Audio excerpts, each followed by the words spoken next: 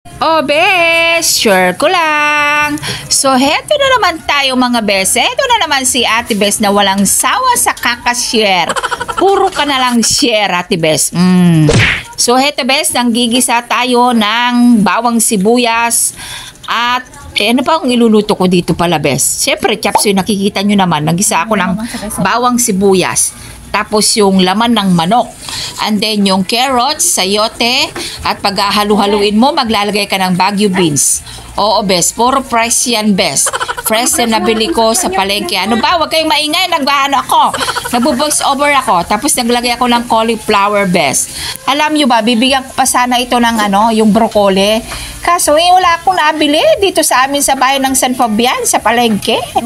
Dahil nga, katapos lang ng New Year. Kaya wala akong mabili. At ito pa, bes, yung young corn dito, binili ko na lang yung nasa lata. Oo, at naglagay pa ako ng mushroom. Mushroom, napakamahal niyan, bes. Oo, marikado talaga to, bes. Dahil nga kapangpangan recipe tayo.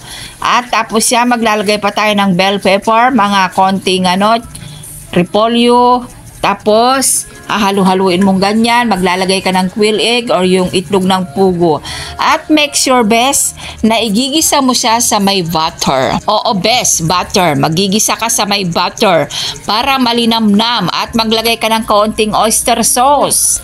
Yun yung pampalasa dyan, bes, sa chapsoy.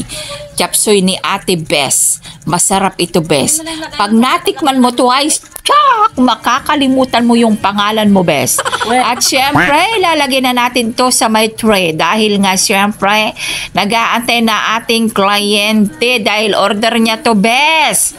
Oo, kailangan na namin ang rush order. Rush order ito, bes. Kaya kailangan na namin i-deliver ito doon sa may school.